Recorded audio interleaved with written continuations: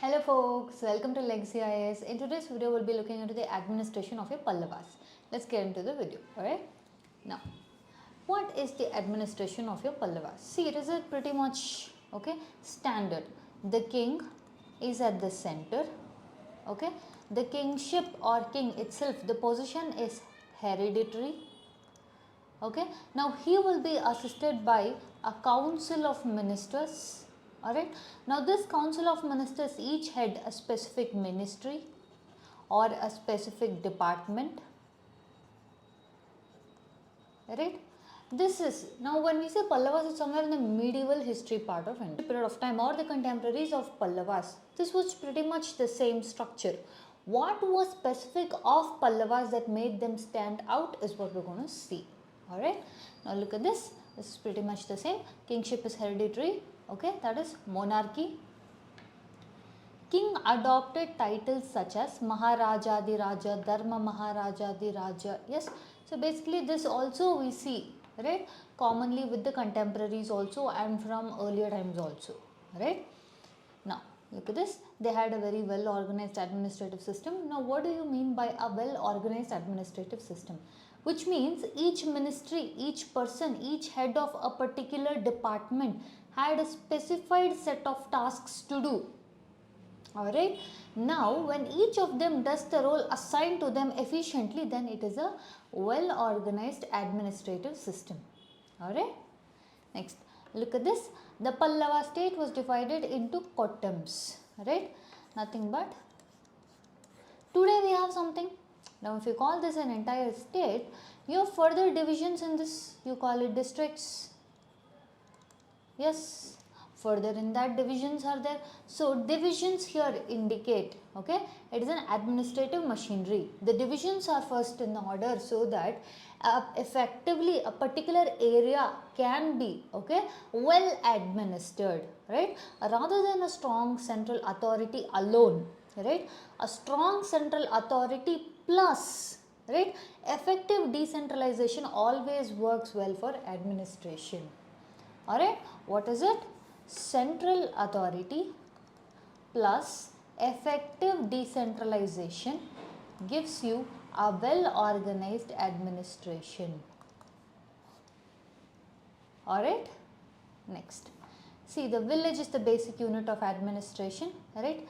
The capital of your Pallavas was Kanchipuram, right? Physically, now if you have to see what was the territorial extent of Pallavas, it was from northern part of Andhra Pradesh to southern part of river Kaveri, right? River Kaveri demarcated in the southern region. Largely here demarcations is the hills, rivers, natural occurrences, right? Those kind of things. Next, let's look at the administrative heads. Look at this title, Dharma Maharaja. Look at the name. Dharma means justice. Okay, so basically this gives us an understanding, right, that a particular king at all costs, right, if a particular king at all costs upholds justice as the utmost virtue, then he will be given the title Dharma Maharaja, right. He upholds justice at the cost of anything, right. And when people adopt this title, see, this could be true, this cannot be true, right.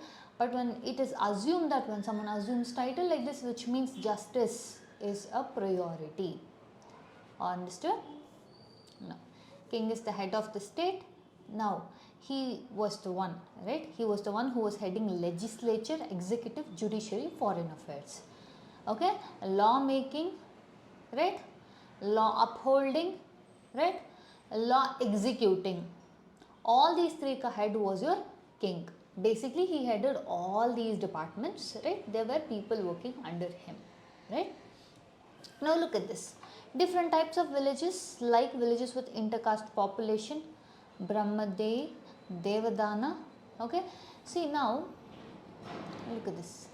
Caste-based population, right? Particular areas, okay? Particular section or particular group of people or particular caste of people were residing. One more thing, when you say Brahmadei or Agraharas, okay, your Brahmins or priests resided over there. Devadana, again see the lands denoted, right, by the kings, queens for temple, right, temple construction. Now we also have seen a lot saying that your temples acted as educational institutions also, right. They were not just of spiritual nature but also of secular nature, right. Spiritual plus secular was one feature of the temples here. Temples played a huge role, not just for spiritual purpose. Alright, now that doesn't just mean temples, okay. Any religious aspect or any religious place of any particular religion acted as a center of learning also, okay. So the entire aspect of a religious place, when we say, it also acted as a center of learning activity.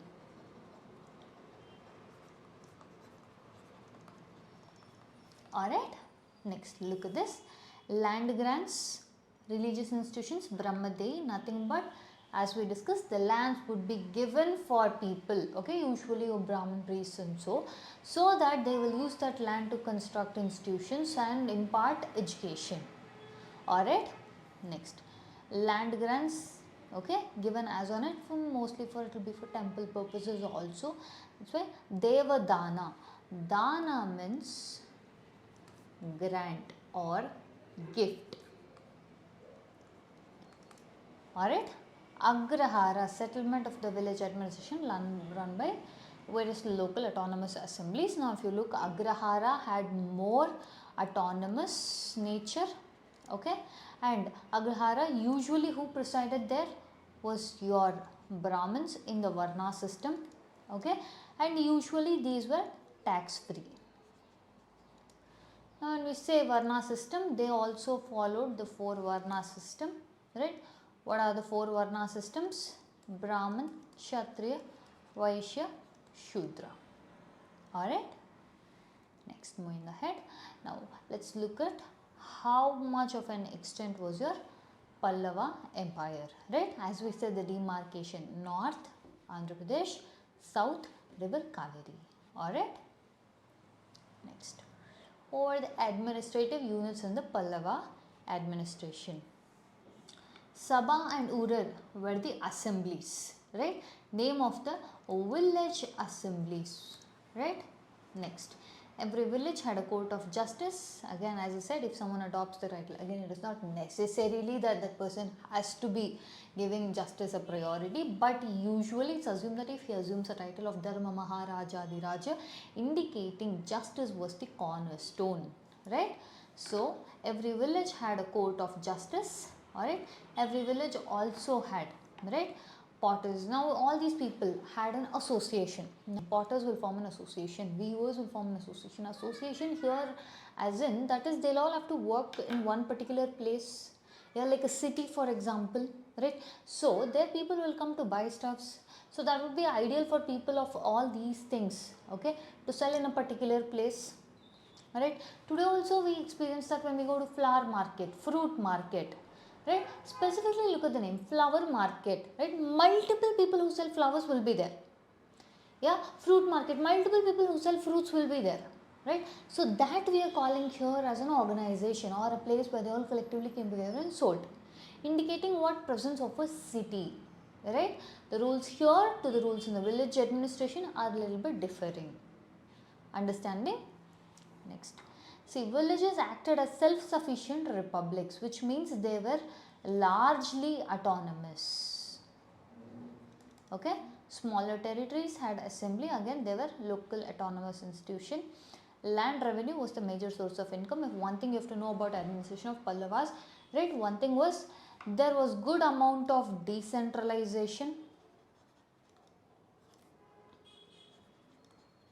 okay. And for this decentralization, it was not just namesake but actually considerable degree of autonomy or autonomous was provided to them, alright. So this is very important for an effective functioning, okay. This is very important for effective functioning of an administration to work, alright. Next, look at this, tax. Again, tax is another way of increasing or generating the source of income. What and all did they tax on, right? They levy taxes on professions, marriages, manufacturing of salt, sugar, textiles, draught cattle, etc.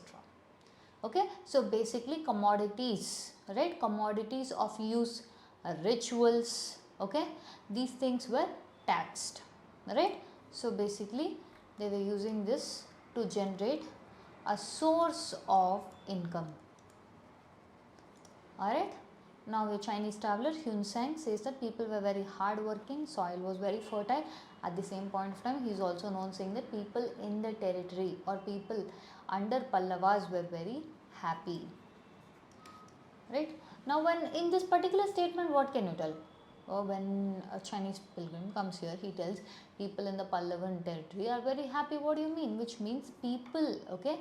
See, happiness is a very relative term, right? It could mean one for one different person, right? But here as a society, if you're talking happy, which means that they were having good access to, okay, your education, healthcare, okay? Or one other thing is, for example, they had good free and fair trade, they had good source of income, okay? They had, okay, a religious freedom, right? All these things collectively will be combined and called something as a society is happy.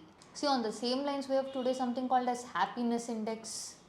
Yeah, each country ke liye happiness is different, each person ke liye happiness is different. So how it is the sum collective total. Alright, next. See, they also utilize something called as Grantha script in their literature. Alright, this is your Grantha script. Alright, next. What was their view with respect to the religion? See, Buddhism and Jainism was still active. Alright, Jainism enjoyed popularity in the beginning. So basically here Buddhism, Jainism, Vaishnavism, Shaivism, right? So all the religions, again, whenever I'm telling, if any area or any zone is flourishing as a trade activity zone, then it will lead to, right, most largely, if large amount of trade is taking place here, it leads to a creation of something called as cities, right? In cities you have multiple people coming in, right, of various activities, various employments, various backgrounds. At the same point of time, various religions will also come in, right? If you have to have, okay, if you have to have a good environment or a society where everyone can free function, right, free and fair trade is seen, then you have to make sure of one thing, that is tolerance, right? So we observe religious tolerance. Again, here it comes with an exception. When you say religious tolerance, it doesn't mean that every single person were very tolerant to each other, right? There might be exceptions, but largely there was religious tolerance observed in your Pallavan territory. Alright. Now look at this. Most Pallavan kings were both either Vaishnavites, Shaivites, okay? They give land donations and grants to your Jainism and Buddhism also, okay? Now, again, the title Dharma Maharaja. They performed Vedic sacrifices, right? Vajpaya, Ashwamedha Yagya, right? Indicating they were adhering to somewhere on the lines of your Varna system also. See, anything in history doesn't happen in one set. You'll be like, yes, now it stopped. Eventually it happens, okay? Gradually it happens, right? So eventually, gradually, what happened? Jainism and Buddhism lost its relevance and importance and its support against the masses, okay? This was also a period seen as the rise of your Vedic. The worship was Brahma, Vishnu and Shiva, right? Became more and more popular. By 7th century, you also had the development of Bhakti movement, Shaivism, Vaishnavism, right? Nayanars, Alvars, all these people start coming in and they changed the, okay, structure into somewhere towards the Bhakti movement style, right? That also largely influences the society, right? Next, yeah, as we said, the emergence of Bhakti movement, right? Cult of Bhakti became dominant. It started affecting the religious life of the southern part of India largely in this period of time, okay? The Vedic tradition, okay, again was carried on by Shankaracharya. Shankaracharya was the one who gave your Advaita principle, alright? So your council of ministers are also called as your Amatyas, okay? Now the titles they had, for example, Uttama Seelan, they also were given titles, okay? the minister, okay, make sure he implements the orders of the king. One of the role of a minister is he has to implement the orders of a king. Why is that? Because the king is the head of legislature, executive, judiciary, foreign ministers, etc. Okay. So there were also department offices and ministries, right? So each person was given after a particular department or a ministry to look after. Alright. Next, let's look into judiciary, right? There were 3 types of courts in the Pallava administration. The highest judicial organization, very much look at this, Dharma Sena. Dharma means justice. Okay, Dharma is justice here, right? Dharma Sena or justice oriented. Okay, the king was the head of your judiciary. Alright. The courts in the towns were called as Adhikaranas. The courts in the villages were called as Karnas, right? For the entire capital, right? For the entire capital, let's assume this half is your towns. Let's assume this half is your villages. For capital, you had one judiciary. For towns, you had one judiciary. For villages, you had one judiciary, right? Punishments were not very cruel and harsh, okay? The fines were also imposed alongside your punishments, right? Next, how was the army, right? Now we also spoke that the administration was very well organized and efficient. For any administration to be well organized and efficient, one main thing that has to be well organized and efficient should be its army or military wing. How was the army? So they also had something in the name of your infantry, cavalry, right? Foot soldiers, right? They also had your Pallavas had a well established navy also, right? So they have good amount of naval force. How do you know they have good amount of naval forces? One thing, see, they used it in your trade, right? So they did have your trade with your Chinese, Southeast Asia, right? So this indicates they had a good amount of naval support and also port cities. They are in the eastern coast, so through that we know they had a good amount of naval power also, right? Narasimha Varman I had sent naval expeditions to Sri Lanka. Alright, moving on. How was the revenue of the administration? Land tax was the main source, as we discussed, right? Again, in land tax, one other thing is your agriculture. Alright. Next, copper plates and inscriptions, okay, which we have found in the Pallavan period, have specified about 18 different kinds of tax present, right? Now, if you have to generate good amount of revenue, then you have to make sure that you look after the things which is generating revenue for you also, right? Now, if you have to tax agriculture, you also have to build some lakes, tanks, irrigation should be maintained, right? It should not be only rainfall dependent, right? When you do that, which means the crop's outcome is also better, which means you will get a good source of income and revenue from that also. So the Pallavas made sure to do that also, right? Good amount of lakes, tanks, wells, rivers, trees and all were constructed, and they were used as for means for taxation. Alright, look at this. Expenditure of the government was for royal court, public work, temple grants, right? This expenditure from the government side for the common people. Alright, taxes were levied, right, on what sections of people? This working class. Taxes were levied on your oil presses, toddy tapers, washermen, goldsmiths, cattle breeders. So basically, right, so basically taxes were laid on majority section of the people. Alright. Next, how was the local administration? Administrative units were called as Nadu and Ur. Okay, Nadu had a committee called as Natar. Okay, this Natar was the one who was in administration of Nadu. Alright, Sabha or a committee, right, they had an administration of Ur or village. Okay, village administration, members of Ur or Sabha. Okay, the people was Perumakkal. Okay, the larger citizens. Alright, made sure they had separate departments for each things. For example, for your village administration, temples, accounts, okay, land grants or change of land. For example, I am giving my land as a gift or as I'm selling the land, okay, the account and all had to be maintained. So there were different departments in that particular committee itself. Okay, so all in all, how do we see Pallavan administration is? Yes, it had good amount of decentralization, and also it made sure it was running effectively. Okay, now that's it for the content on your administration of Pallavas. If you do like our videos, subscribe to our channel, give us a like button and share it along with your friends. Thank you.